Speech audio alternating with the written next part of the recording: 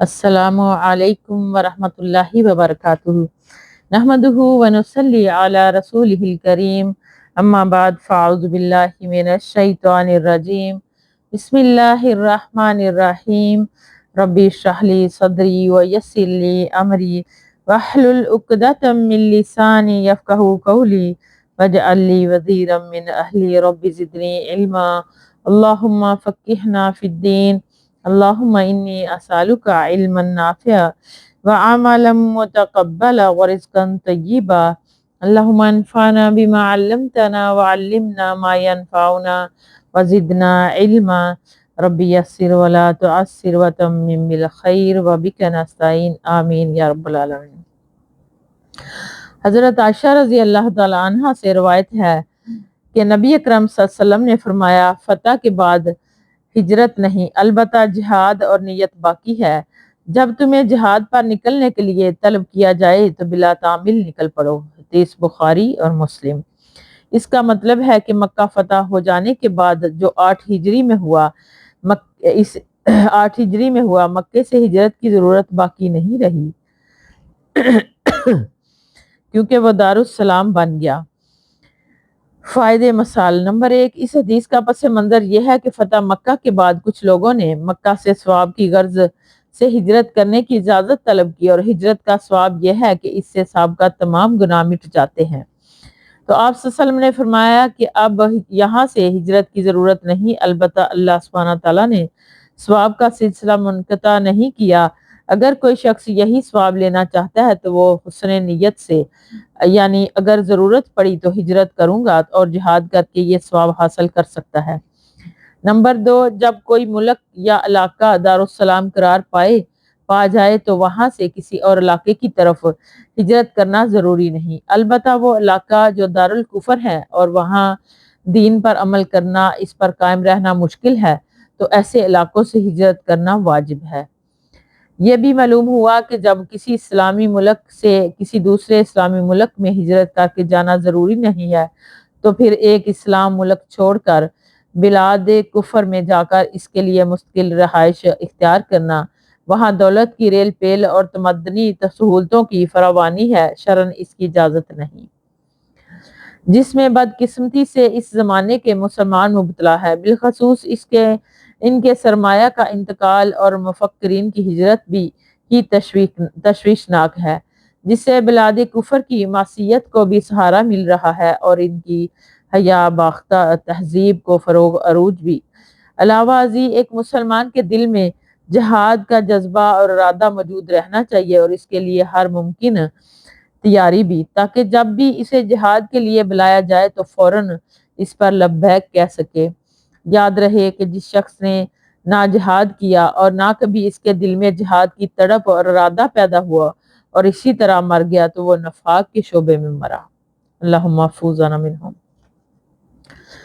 حضرت ابو عبداللہ بن جابر رضی اللہ تعالیٰ عنہ اور عبداللہ انصاری رضی اللہ تعالیٰ عنہما فرماتے ہیں کہ ہم ایک غزوہ جہاد میں، یعنی نبی کریم صلی اللہ علیہ وسلم کے ساتھ، تو آپ صلی اللہ علیہ وسلم نے فرمایا ساتھ تھے تو آپ صلی اللہ علیہ وسلم نے فرمایا کہ یقیناً مدینے میں کچھ لوگ ایسے ہیں کہ تم نے جتنا بھی سفر کیا، جو بھی وادی طے کی، وہ تمہارے ساتھ رہے۔ انہیں مدینے میں بیماری نے روک کے رکھا ہے، اور ایک روایت میں یہ الفاظ ہیں کہ وہ تمہارے ساتھ اجر میں شریک رہے۔ حدیث مسلم۔ اور بخاری کی روایت ہے کہ جو حضرت انس رضی اللہ تعالیٰ عنہ سے مروی ہے کہ اسی طرح کہ ہم نبی اکرم صلی اللہ علیہ وسلم کے ساتھ غزوہ تبوک سے واپس لوٹے تو آپ صلی اللہ علیہ وسلم نے فرمایا، ہمارے پیچھے کچھ لوگ مدینے میں رہے، ہم جس گھاٹی یا وادی میں چلے وہ اجر و ثواب میں ہمارے ساتھ تھے، کیونکہ عذر نے انہیں وہاں روکے رکھا۔ فائدے مثال نمبر 1، اس سے معلوم ہوا کہ اگر کسی شخص کے دل میں جہاد کی نیت اور جذبہ صادق ہو تو لیکن کسی عذر شرعی کی بنا پر شرکت سے معذور رہا تو اللہ سبحانہ تعالیٰ اسے گھر بیٹھے ہی جہاد کا اجر و ثواب عطا فرمائے گا۔ نمبر 2، اسی طرح نیکی کے تمام امور جنہیں انسان سر انجام دینے کا پختہ عزم رکھتا ہو لیکن انجام نہ دے سکے تو حسن نیت کی وجہ سے ثواب حاصل کر لے گا۔ اسی طرح اگر کوئی شخص برائی کا پختہ عزم رکھتا ہے لیکن اپنے برے ارادے میں کامیاب نہیں ہوتا تو اسے بھی اس کا گناہ ہوگا۔ اس ارادے سے مراد وہ ارادہ نہیں جو صرف زبان سے ہوتا ہے اور دل میں یہ ہوتا ہے کہ میں نے کون سا یہ کام کرنا۔ راوی حضرت جابر بن عبداللہ رضی اللہ تعالی عنہما ابو عبید اللہ جابر بن عبداللہ بن عمر بن حرام بن کعب بن غنم رضی اللہ تعالی عنہما، ان کی کنیت ابو عبداللہ ہے۔ مشرکین بہت زیادہ روایات بیان کرنے والے ہیں۔ صحابہ میں سے انصار کے قبیلہ بنو سلم سے تعلق کی بنا پر سلمی انصار کہلائے، جنگ بدر میں شریک تھے۔ بعض سیرت نگاروں کا کہنا ہے کہ بدر احد کے علاوہ تمام غزوات میں شریک رہے، جنگ صغین میں بھی شامل تھے۔ اپنی آخری عمر میں بصارت سے محروم ہو گئے۔ 74 ہجری میں 94 سال کی عمر پا کر فوت ہو گئے۔ شرکائے بیعت عقبہ میں سے مدینہ میں سب سے آخر میں فوت ہوئے۔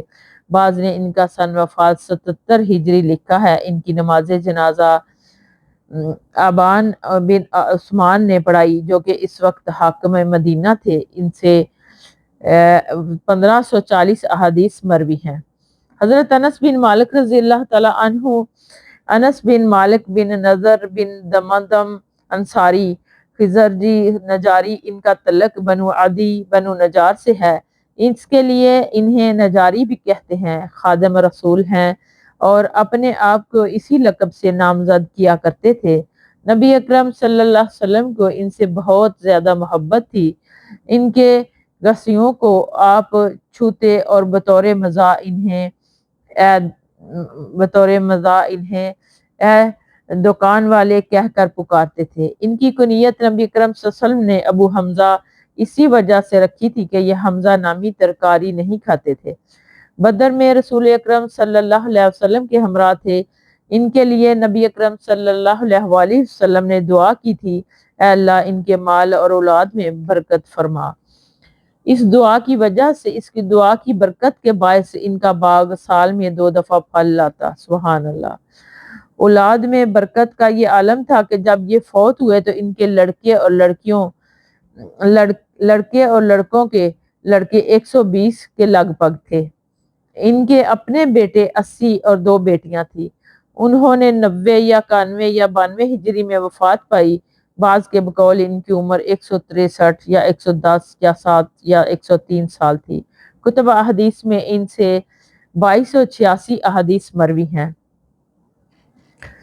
حضرت ابو یزید معن بن یزید بن اخنس رضی اللہ تعالی عنہ، ان سے معن خود، ان کے باپ یزید اور دادا خنس تینوں صحابی ہیں، نے بیان کیا کہ میرے باپ یزید نے کچھ دینار صدقے کے لیے نکالے اور انہیں مسجد نبی میں ایک آدمی کے پاس رکھ آئے تاکہ وہ کسی ضرورت مند کو دے دے۔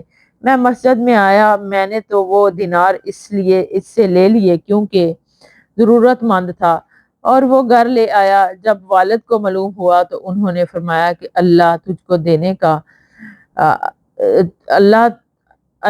کو دینے کا تو میں نے ارادہ ہی نہیں کیا تھا۔ چنانچہ میں اپنے والد کو رسول اللہ صلی اللہ علیہ وسلم کی خدمت میں لے آیا اور یہ جھگڑا آپ کے سامنے پیش کر دیا۔ آپ صلی اللہ علیہ وسلم نے فرمایا، اے یزید، تیرے لیے تیری نیت کا ثواب ہے، اور اے مان، تو نے جو لیا ہے وہ تیرے لیے جائز ہے۔ حدیث بخاری۔ فوائد مسائل۔ اس سے معلوم ہوا کہ اگر صدقہ غیر ارادی طور پر محتاج بیٹے کے ہاتھ میں آ گیا تو اسے واپس لینے کی ضرورت نہیں، کیونکہ باپ نے تو کسی مستحق کو دینے کی نیت کی تھی، اسے اس کی نیت کے مطابق صدقے کا اجر مل گیا۔ تاہم یہ بات بعض علماء کے نزدیک نفلی صدقے پر محمول ہوگی، کیونکہ صدقہ واجبہ زکوٰۃ کی رقم انہیں نہیں دی جا سکتی جن کا خرچ انسان کے ذمہ واجب ہے۔ نمبر 2، صدقے کے لیے کسی کو وکیل بنانا جائز ہے۔ نمبر 3، شرعی حکم معلوم کرنے کے لیے باپ کو حاکم مجاز یا عالم دین کے پاس لے جانا باپ کی نافرمانی نہیں ہے، جیسے شرعی مسائل میں باہم بحث تکرار گستاخی نہیں ہے۔ راوی حدیث حضرت معن بن یزید رضی اللہ تعالیٰ عنہما، معن بن یزید بن اخنس بن حبیب بن جراح السلمی رضی اللہ تعالیٰ عنہ، ان کی کنیت ابو یزید ہے۔ مان ان کے والد اور دادا تینوں ہی شرف صحابیات سے بہراور ہیں، کوفہ میں رہے، پھر مصر آئے اور بعد ازاں دمشق روانہ ہو گئے۔ فتح دمشق میں شریک تھے۔ مرج راہبت کے جنگ میں ضاحک بن قیس کے 64 ہجری میں شامل ہوئے اور جام شہادت نوش کر گئے۔ کہا جاتا ہے کہ یہ حضرت معاویہ رضی اللہ تعالی عنہ کے ساتھ ان کی لڑائیوں میں بھی شریک رہے۔ کتب احادیث ان میں سے 15 احادیث مروی ہیں۔ وآخر دعوانا ان الحمد للہ رب العالمین۔ سبحانک اللہم وبحمدک نشہد ان لا الہ الا انت نستغفرک ونتوب الیک۔ السلام علیکم ورحمۃ اللہ وبرکاتہ۔